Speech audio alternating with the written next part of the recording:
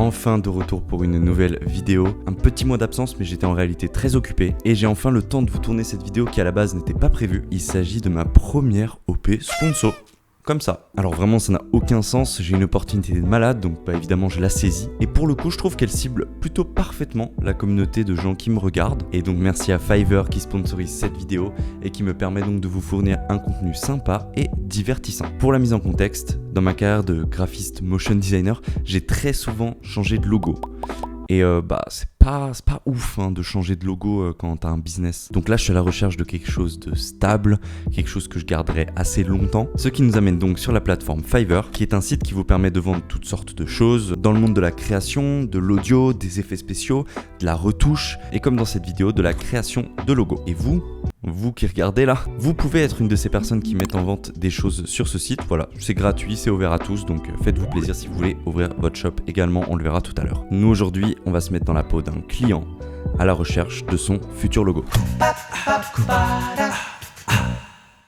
J'ai vraiment choisi le meilleur timing pour record cette vidéo. Il fait facile 60 degrés dans ma chambre, je sais même pas si on voit que je suis en train de suer comme un sac. Alors nous voilà donc sur la plateforme Fiverr. J'ai évidemment fait une petite présélection de 4 artistes qui me paraissaient vachement cool et intéressants. On commence tout de suite avec notre ami Drashkos.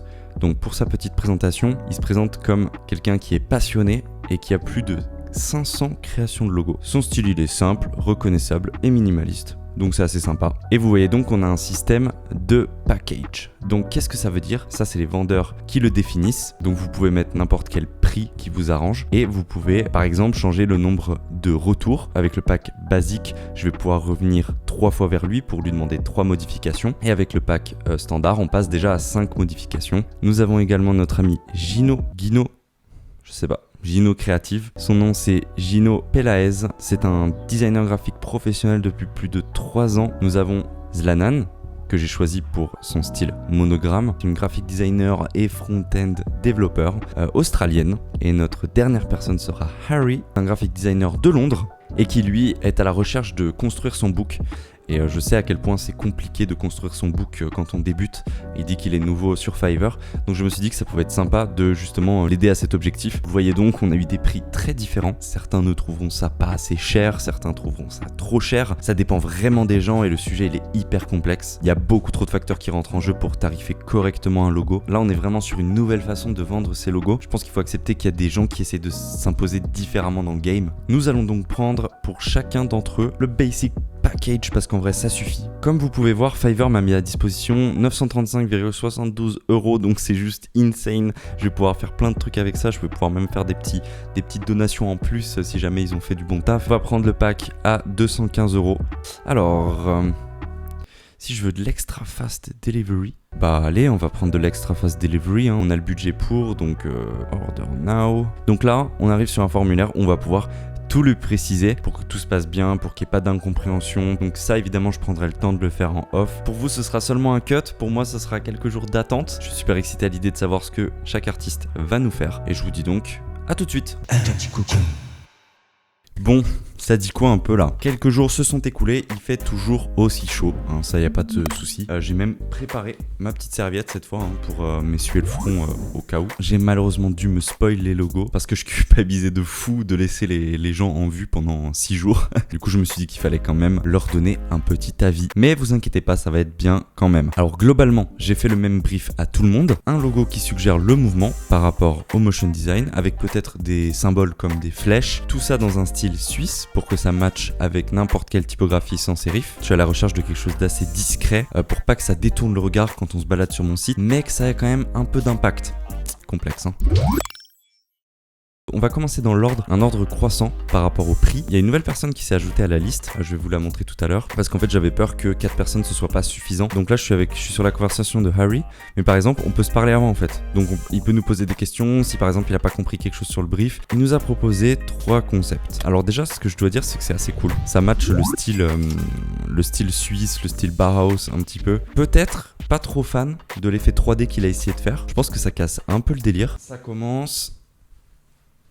Un logo assez sympa qui me plaît globalement, mais je pense que dans ce genre de logo, je ressens pas assez le mouvement. Il nous a également proposé ce concept. Il y a quelques trucs que je comprends pas. Peut-être que vous voyez quelque chose que je vois pas. J'ai un peu de mal à comprendre ce logo pour être honnête avec vous. Je le trouve pas non plus désagréable à regarder. Je vois une espèce de direction qui va vers la droite. Je vois un œil. Peut-être que j'arrive pas à lire correctement le logo. Et sur celui-là, je suis un petit peu mitigé. Alors pour le dernier concept, je pense que c'est celui qui me plaît le moins. Mais je dois dire, le premier logo, il est franchement acceptable et complètement exploitable. Et je peux même lui demander des modifications. Donc franchement, il n'y a pas à se plaindre honnêtement. C'est assez cool. Alors, on passe à Zlanan, qui, elle, nous a fait des petits pavés pour chaque logo. Donc ça, c'est très très cool. Moi, j'adore ce genre de choses. Donc elle nous explique un petit peu pour chaque logo ce qu'elle a voulu représenter, ce qu'elle a voulu faire ressentir. Je le dis pas assez, mais toutes les personnes avec qui j'ai parlé, très très agréable. Ok, le premier logo que Zlanan nous propose, elle nous en a proposé 3 aussi. Donc ça, c'est super cool. On a des variantes différentes. Elle nous propose cette logo qui est un petit peu dans la même vibe que le premier de Harry. Les angles pointus et les courbes douces rappellent le motion design. Ok, elle a utilisé mes initiales pour le côté humain derrière le logo. Donc ça, c'est intelligent, c'est cool. Après, c'est une façon très poétique de détourner que c'est simplement un monogramme. Et sa présentation, elle est assez marrante. Donc ça se voit qu'elle est allée sur mon site, elle a pioché un de mes posters, elle a claqué le truc dessus. Donc il y a quand même eu une envie d'essayer de me comprendre, de me connaître. Donc ça, c'est très très cool quand on fait un logo. Très important aussi. Ici, on est sur un logo qui est en isométrique. C'est une référence directe à mes projets 3D en fait. Les courbes qui passent devant, derrière reflètent un petit peu la créativité que peuvent avoir les projets. Ce que j'ai pas compris dans ce logo par contre, c'est pourquoi elle a fait cet effet de typographie sur mon nom. Je pense que ça fonctionnerait tout simplement mieux avec une typo classique à côté. Mais un logo très sympathique à regarder encore une fois. On arrive au troisième logo, son dernier logo, sa dernière proposition, qui pour moi est la meilleure et la plus sympa à regarder, et plus dans le style de ce que je recherche. Elle dit que le carré représente la précision et la logique. Les courbes qui twistent entre ces deux carrés représentent l'innovation et la créativité. J'adore ces façons de formuler. Je verrais bien ce genre de logo en haut à gauche d'un site, vous voyez, et que le reste soit écrit dans une bonne Helvetica, là, tu connais. Le but, c'est vraiment pas de faire travailler les gens pour rien.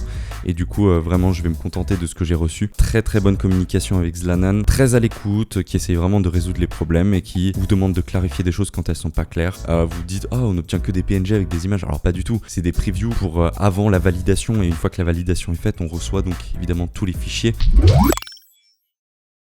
Notre troisième ami est Gino Creative, vous savez. Il a préféré nous fournir un PDF, donc moi j'aime bien ce genre d'initiative. Et donc il les a directement claqués sur des mock-ups, avec directement le logo visible. Il nous explique aussi son procédé, donc les initiales, plus le mouvement avec les flèches. Franchement, il y a de l'idée. Franchement, il y a un truc que j'aime bien. On sent peut-être pas vraiment ce côté flèche, ce côté mouvement. Moi je ressens peut-être plus ce côté bouclier, vous savez. Le logo utilisé avec la typo à côté, donc ça fonctionne très très bien. C'est le genre de logo que je verrais encore une fois très très bien en haut à gauche, tout seul, utilisé seul sur un site, ça fonctionnerait très bien. Et ce que j'ai surtout adoré, c'est cette partie mock-up là. Il met en scène le logo avec des couleurs et puis des formes et un petit peu de texte, et franchement ça rend plutôt bien. Maintenant que je le vois comme ça me convainc beaucoup plus que quand je le vois seul. Et là alors je sais pas trop ce qui s'est passé ici. Il a eu un petit kiff, il m'a mis à l'intérieur du logo et il s'est dit vas-y, c'est une bonne idée de claquer le logo sur un t-shirt. Alors en vrai oui, c'est une bonne idée. Le mock-up me donne pas vraiment envie sur le t-shirt et j'ai pas trop compris le délire de me mettre dans le logo, mais c'est marrant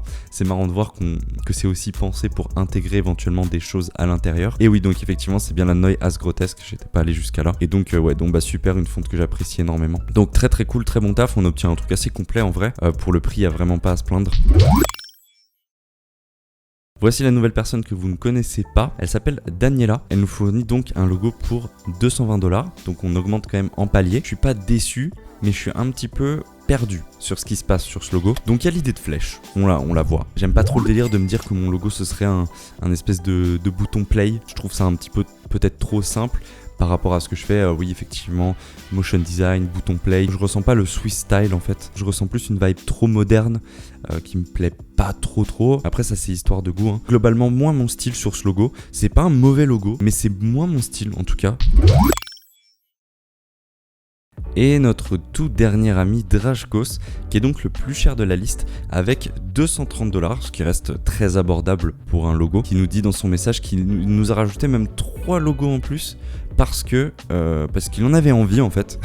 Donc là il y a beaucoup de propositions, donc ça c'est vraiment trop cool, et il y en a deux qui me sautent vraiment à l'œil. C'est la première par exemple, il précise dans son brief que c'est une typo custom qu'il a fait à la main. C'est vraiment le genre de truc que je trouve ultra stylé. Celui tout en bas, il me parle déjà beaucoup plus. Alors j'ai un petit peu peur au niveau de la lisibilité de loin. Franchement celui-là pour le coup il me convainc beaucoup. Je suis très mitigé entre le 1 ou le dernier. Le 1 reste mon préféré je pense. Nous allons évidemment tiper tout le monde. Il me reste 163 €. Il y a 5 personnes, donc je peux donner environ 32 € à chacun. Franchement, autant utiliser correctement mon argent. Merci d'avoir regardé jusqu'ici. N'oubliez pas le petit abonnement et le petit like. Et moi, d'ici là, ciao.